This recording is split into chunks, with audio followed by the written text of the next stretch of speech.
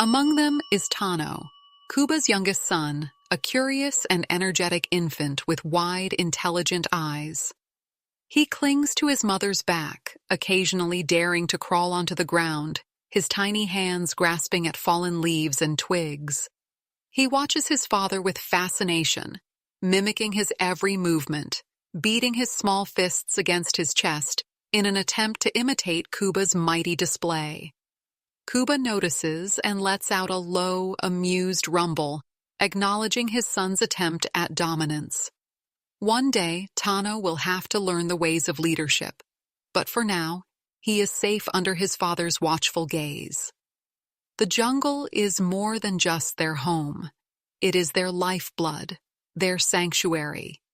The rivers provide water, the trees offer food and shelter, the land itself is woven into their very existence. Kuba knows this better than anyone.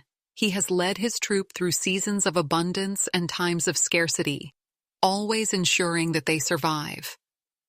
He senses danger long before it arrives, his instincts honed by years of experience. Even now, as he listens to the sounds around him, he picks up something different, something distant, yet unmistakable. A shift in the rhythm of the jungle, an unnatural silence creeping in between the calls of birds and rustling leaves. He stops, his massive frame still and alert, his deep eyes scanning the horizon. He does not yet know what is coming, but he knows this. When the time comes, he will stand as he always has, a protector, a guardian, a king without a crown. The jungle is never silent, yet tonight, an eerie stillness lingers in the air.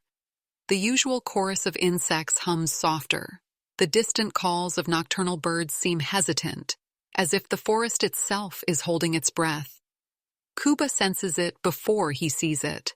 His ears twitch, his nostrils flare, and his deep-set eyes narrow as he lifts his head to the wind. There is something foreign here, something that does not belong. For years, Kuba has ruled this part of the jungle, protecting his family, leading his troop through times of plenty and times of hardship. He is more than just their leader. He is their guardian, their shield against the unknown. His presence alone commands respect, his massive frame a symbol of strength, yet his touch is gentle when guiding his young. Every morning, as the golden light of dawn filters through the thick canopy, he rises before the others, surveying his land with sharp, watchful eyes. He knows every tree, every river, every whisper of the wind that carries messages from deep within the forest. To his family, he is safety. To the jungle, he is balance. But the air has changed. The distant cries of birds no longer sound the same, and the rustling of leaves carries something unfamiliar, an unease that gnaws at him. The scent of smoke lingers in the breeze, too faint for the others to notice. But he does. Something is coming. Something that does not belong. He does not know when or how, but instinct tells him that his world is on the verge of change. And when that change arrives, he will have to stand, not just as a leader, but as a warrior. Because in the heart of the jungle, survival is not given. It is fought for. Kuba moves through the dense undergrowth with effortless strength, his every step deliberate, his presence commanding. Around him, his troop follows, their trust in him absolute.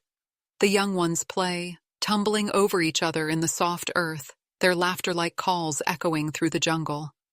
The mothers watch them with quiet patience, occasionally reaching out to groom their fur or gently nudge them away from trouble. High above, the trees sway with the movements of smaller primates, their chatter blending into the natural symphony of the rainforest. This is Kuba's world, a delicate balance of order and freedom, where every member has a place and a role. A scent laced with metal and smoke drifts through the trees, faint but undeniable. He has smelled it before. It is the scent of danger.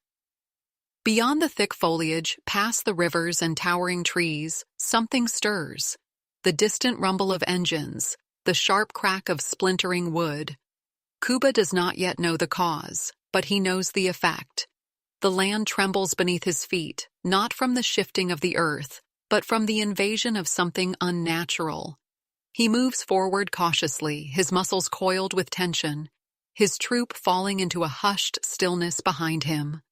The mothers pull their young closer, sensing his unease. The juveniles, usually carefree and playful, watch him with wide, uncertain eyes. Even Tano, so full of curiosity and energy, clings tightly to his mother's side. They do not know what awaits them in the distance, but they trust Kuba to face it first. Then, a sound slices through the night, the sharp, deliberate snap of a branch underfoot. Not an animal's misstep, not the gentle break of aging wood. This is something different, something precise. The sound of something, or someone, moving closer. Kuba's chest swells as he rises to his full height, his nostrils flaring as he releases a low, guttural rumble, a warning to whatever lurks beyond the trees. The jungle may be his home, but tonight it feels less like a sanctuary and more like a battlefield waiting for its first strike.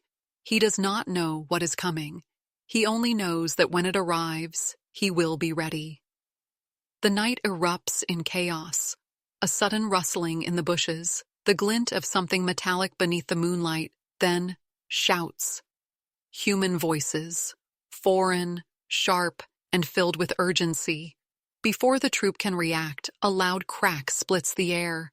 A net soars through the darkness, uncoiling like a serpent before snapping tight around its target. A young gorilla screams, a sound of pure terror. It is Tano. Kuba moves before thought can even form. His muscles surge with raw power as he charges, the ground trembling beneath his weight. His roar shatters the night, a thunderous declaration of fury. The poachers scramble, momentarily caught off guard by the sheer force of his presence. But they are prepared. Another net is thrown, ropes are drawn, the gleam of metal catching the dim light. A tranquilizer gun. They are not here to kill. They are here to take. But Kuba is faster. He reaches the struggling net where Tano writhes, his tiny hands clawing at the tangled ropes. With one powerful swipe, Kuba tears through the fibers, freeing his son. Tano scurries away, but the danger is not over. A figure steps forward, lifting the gun. A sharp hiss cuts through the air. Kuba feels the sting before he sees it. A dart lodges deep into his shoulder. His vision blurs for a fraction of a second. His body falters, but his rage burns through the haze. He won't fall. Not now. With a final burst of strength, he lunges. A massive fist collides with the earth, sending dirt and leaves flying. The humans stagger back, stumbling over their own equipment. The jungle seems to rise against them, branches snapping, unseen creatures shrieking from the darkness. The poachers hesitate, then make their choice. They retreat, disappearing into the night as quickly as they came, leaving behind only the echoes of their invasion. Kuba sways, his breathing heavy, the effects of the tranquilizer beginning to creep through his veins. But he does not fall. He watches as his troop gathers around him, their eyes wide with fear and relief. Tano clings to his mother, trembling but safe. The danger has passed, for now. But Kuba knows this was only the beginning. The world beyond the trees has found them, and it will return. He must be ready, because the jungle is no longer just his home, it is his battleground. The jungle is quiet once more, but it is not the same. The night's battle has left its mark. Broken branches, scattered leaves, the faint scent of sweat and metal still clinging to the air. Kuba stands at the edge of the clearing, his massive chest rising and falling with each deep breath. His body aches, the tranquilizer's effects still lingering, but he refuses to show weakness. His troop is watching. Tano, small and shaken, clings to his mother, his wide eyes fixed on his father. He does not understand everything that happened, but he knows one thing. His father fought for him. Kuba turns his gaze to the horizon, where the first light of dawn begins to pierce through the trees. The jungle, his jungle, stretches endlessly before him, but something has changed. The distant hum of machines is louder now. The scent of smoke stronger. The land is shrinking. The world beyond creeping closer with every passing day. He has spent his life protecting this place, leading his family through storms and seasons, through feast and famine. But this is a threat unlike any other. The troop begins to move, instinct guiding them away from danger. Kuba lingers for a moment, his massive hand pressing against the earth, as if listening to the heartbeat of the jungle itself. He knows they cannot stay here. The poachers will return, and next time, they may not come alone. He lets out a low rumble, a signal to his troop, and they follow without hesitation. A new home must be found, deeper into the forest, away from the encroaching hands of destruction. It will not be easy. The journey will test them all, but they have Kuba, and as long as he stands, as long as he fights, the jungle will still have its guardian. As the troop disappears into the thick foliage, the jungle seems to close behind them, swallowing their path in green. In the distance, a single bird calls out, a sound both mournful and hopeful. A reminder that though the world is changing, the wild is not yet lost. Not while Kuba still walks among the trees. Kuba's story is not just a tale of survival. It is a reality for countless gorillas facing the slow destruction of their home. Every day, the jungle grows smaller, trees fall, rivers dry, and the distant hum of machines draws closer. What was once an untouched paradise is now a battleground between nature and human expansion, and the guardians of the wild, like Kuba, are being pushed to the edge. But their fight is not over. Conservationists, wildlife organizations, and people who care are working to protect these incredible creatures. Reserves are being created, poaching laws are being enforced, and sanctuaries are giving orphaned gorillas a second chance. But they cannot do it alone. The future of the jungle and the lives of Kuba's kind depend on those who choose to stand up and make a difference. You can be part of this fight. Support conservation efforts, spread awareness, speak up against deforestation and illegal wildlife trade. Every voice matters. Every action counts. Because if we do nothing, the jungle's guardians will disappear forever. What would you do to protect Kuba's world? Let us know in the comments below. And if this story moved you, don't forget to like, share, and subscribe.